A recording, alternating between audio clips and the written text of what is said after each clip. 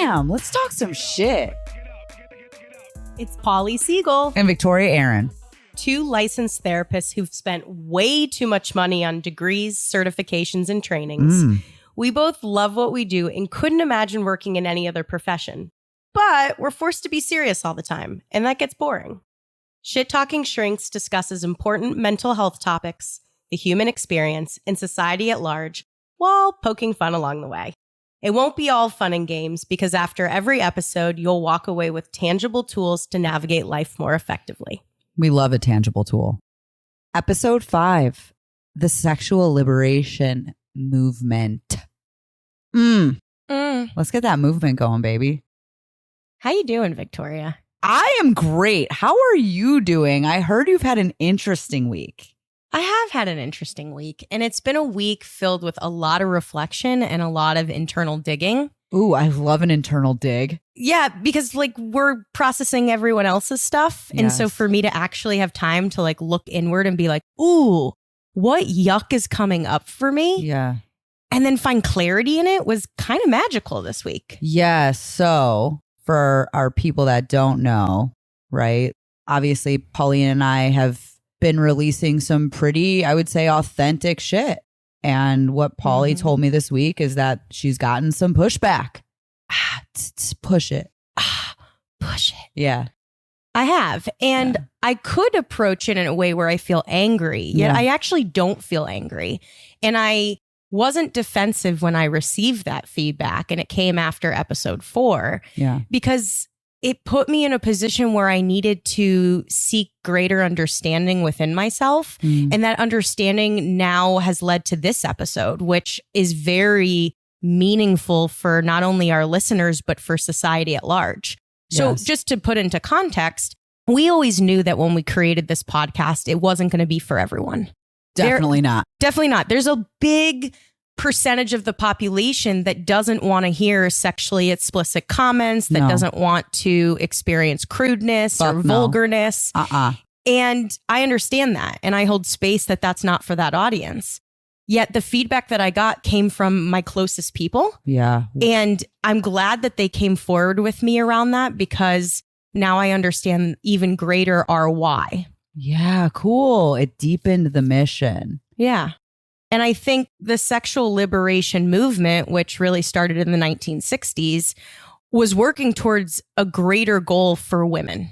And those comments that we make when they are sexually explicit or when we're being a little vulgar and a little cringy isn't just about the comment itself, but it's actually allowing us to fight against the shame that women experience within their sexuality.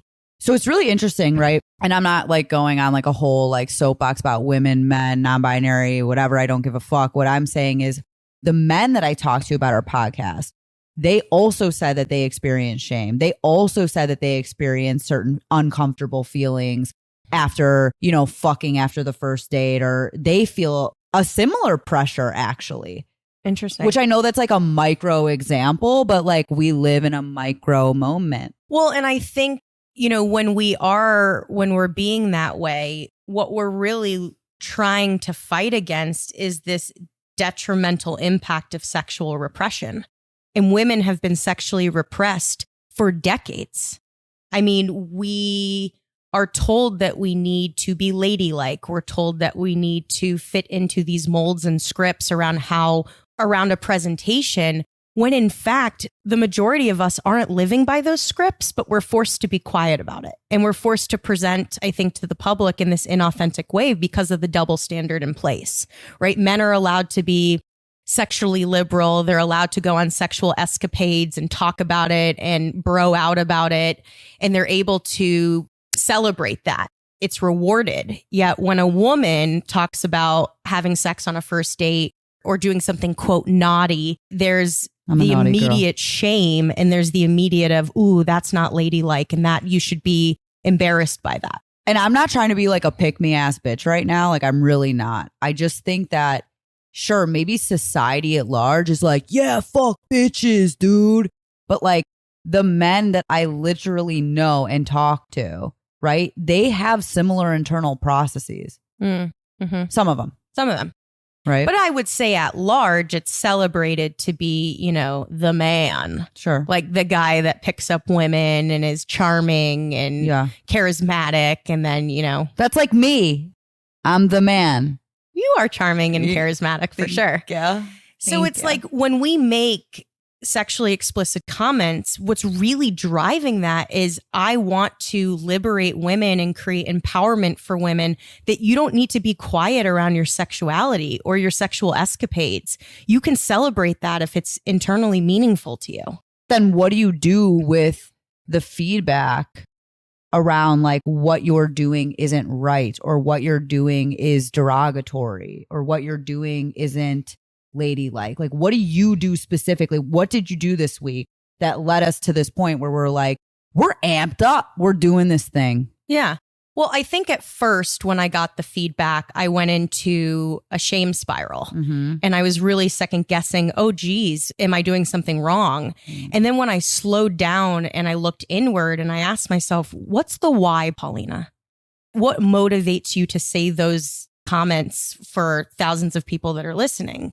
And for me, what it really is the sexual liberation movement is this counterculture that really, I think for me, helps me explore my mind and my body while freeing myself from personal shame, freeing myself from the self morally, legal and sexual confinement, and just within a modern America. I don't want to prescribe anymore to this script that women have to present a certain way. And comedians are doing this.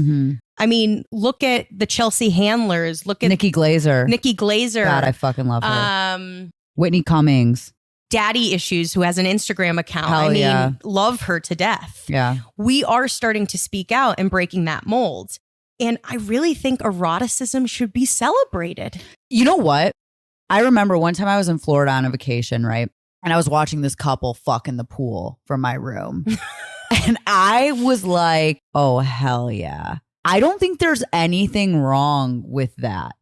It's so hot, number one. But also, number two, it's like, these motherfuckers are free. They are liberated. They are living. And like, I mean, having just had public sex for the first time this summer, it's dope.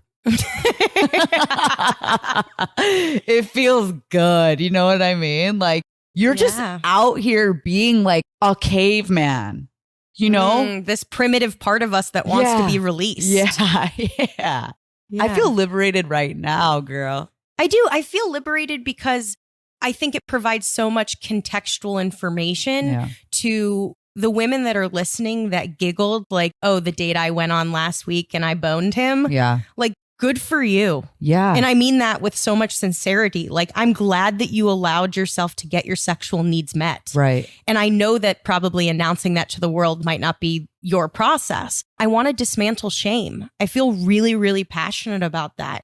That if I share with someone a sexual encounter that I had, I don't want to feel embarrassed or degraded by that, nor should I. No. I really do want to celebrate, and I know you feel this way too, and I want our women listeners to celebrate eroticism because it's a normal part of life. And we don't need to be repressed by family or this sexual morality and religion that westernized culture has created. I want to do it for everybody. Yeah, because you're speaking that men also go through that process. I think that everybody goes through the process. I think that like we talk about this in an upcoming episode when we talk about cancel culture. Like there is just this weird ass disease throughout America right now. Like in this moment, shit is weird. I think people are actually waking up from intense shame. Like I just lost my shame for the first time in my life. Literally from the time I could consciously feel shame, I felt it. Yeah. Till now. So, you know, we're talking about over 2 decades. I want that for everybody. I really do. Like, I think it's so powerful to just not give a fuck. And when I do the internal digging and ask myself, like, why am I feeling this right now? Why do I feel like I'm bad? Because somebody gave me some feedback. You know, people are going to feel how they feel. But I'm also, the flip of it is I'm grateful for the feedback. Okay. Like what allowed me this week when someone pushed back on me. Yeah. Or a few people pushed back. I'm trying to get somebody to push back on me. Hit it from the back, as they say. Hey. I liked that they brought it to my attention because, and I'm happy that I felt shame.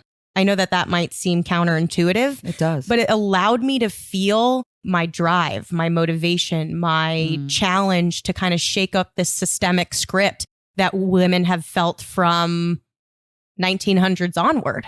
So you used it like you literally, it was an exercise. It was an exercise. And when I was listening to the feedback, I was gentle, I was open, I was receiving, I wasn't defensive because I understand where people are coming from in this. I understand that being crude and vulgar and sexually explicit creates a visceral physiological response for people. Yeah. And they're wired to feel that way. We're conditioned to feel that way. And I don't have any blame for that. But I hope that through our episodes and even this particular one around the sexual liberation movement, that you and I can help others to start to challenge it in a more confrontational way. I love being confrontational.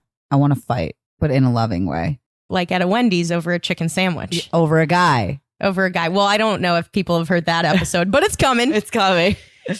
And so we're all about talking about, you know, society at large, and this very much so falls into it. Yeah. And I am curious really how we can help listeners start using a tangible tool or a set of tools to start to fight against the sexual repression that women have had to endure.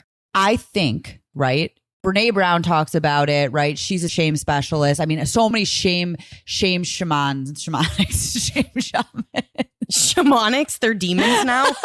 There's so many shame shamans out there, but it's like the first thing is fucking bringing it to the light. Yes. Like all this stuff that is existed in darkness, like all these secrets that people keep around their escapades, around like what they're doing and what they won't tell people, like bring it out to people. You could take feedback really, really nicely, right? But like, I think being first and foremost, like bring it to people that will be understanding. Let it out. And I would add to that, let it out if it allows for empowerment. Sure. Everyone has their boundaries. And if you don't want to talk about your sexual life, that is A-okay. However, if there's a desire to be able to share with others and laugh about it with others and be able to find the connection in it within your friend group, then allow that empowerment to be, because systems don't change unless we shake them. Yes. And I think our comments shake it a little bit, right? We make people uncomfortable, and that's a good thing. I think because so. discomfort allows for an opportunity to grow and change and evolve. Yes. You know, when I think about this tangible tool, the first thing that I will say for everyone is when you get pushback or someone confronts you in a way that brings shame, to be able to challenge that person and say, why do I need to feel shame? Like ask that person, why should I feel shame by me sharing this? Yeah. Why do I need to change my behavior because it makes you uncomfortable? Ooh, that's a powerful question. And then I think in addition to that is really offering the why behind those comments are meaningful in fighting against sexual repression and promoting the sexual liberation movement. Like explaining to people, I say these things because I want to dismantle shame, because I want people to feel liberated and empowered. I say these things because I want women to be free. And I want them to experience the same resources and privileges that men have had for centuries with their sexuality. Women should not feel any different by that. And we're not less of a person because we have sex on a first date. We're not less of a person because we like to talk about blowjobs. We're not less of a person because we've had numerous partners. Our value is not dependent on any of that. Can we just pause really quick? Have you also heard the stereotype that Jewish girls are amazing at blowjobs? Yes. I think it's true. I have gotten some incredible feedback. I have heard that. Which I feel proud to represent. I am proud of that. And I know you're coming at it from this feminist from this feminine lesbianism. Yeah. I know you're coming at it from a feminist lens. And I am offering another perspective that I'm just coming at it from a humanist lens. I just think that we should all be fucking free. Like we should just be free. So you bring it up if that's something that you're feeling like you want to do. You honor it. You honor the call to like talk about it. Tangible tool 1. Well, and not only talk about it, but when you get pushback, really invite that other person to be curious and reflective, to go, help me understand why I need to feel shame. Help me to understand why I need to change my behavior. Yeah. And here's the reason why I say these things, because it's much deeper than the sexually explicit comment. Yeah, 100%. I just burped up a burger. That's so okay, because we are liberated bitches. That went right in your face. Oh, it's not bad. And I think the other tangible tool is learning how to sit in the discomfort that comes from sexual liberation. Oh my gosh. It is uncomfortable for hundreds of thousands of women because of the conditioning that we've gone through. Yeah. So learning how to ride the wave of those emotions, knowing that in order for us to make a systemic change, we have to sit in that discomfort, move through it to get to the other side of it. Yeah. And that you don't actually need to change your behavior to eliminate the discomfort. No. You don't have to do anything different. No, you don't. And the Nikki Glazers and all of these comics that have really been like, here I am, here's my roar. Yeah. They are helping to change the system for women. We're doing that. Yeah, I mean, we're doing that. And we're also allowing people, hopefully, to feel motivation to be part of the movement. By golly, I'm so proud of us. I am proud of us. Me too. I actually am. And I'm proud of the work in this area that both of us feel so passionate about. So I think a lot of people might be wondering, well, how do I sit in discomfort? Because that's a really hard concept to even conceptualize. Distress tolerance is bar none the most difficult thing for especially our generation and Gen Z to cooperate with. 100%. Yeah. So there's a technique called expansion. Let's expand. So this can be applied to any form of discomfort, not necessarily related to like women's sexual repression or shame around sexuality. Mm-hmm. So this is a tool that can be applied to all different types of discomfort. I want to walk you through it. Take me for a walk, babe.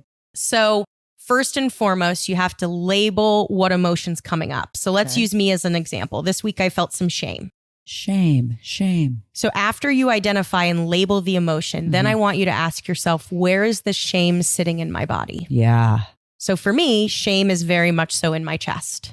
Once I locate it in my body, then I want you to imagine if you pulled it out of your body and you were to hold it, what does it look like? Ooh. So give it colors, textures, shapes. It can be an object, a character, a creature, whatever you want, but you get really descriptive. Okay. Give it a temperature. How much does it weigh in your body? If you could give it a microphone, what would it say to you? Oh my God, I love this. Okay.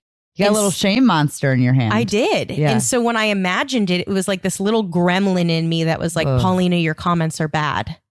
You're not good enough. You're going to be ostracized. Yeah. You're going to be isolated by these comments. Yeah. And so I was opening up to what that shame was trying to tell me. Yeah. And not do so in a judgmental way, but in a very curious, exploratory way of like, okay, I have this visualization. I can close my eyes and imagine this gremlin sitting in my chest. And then the next thing is using our breath to open up and move in it.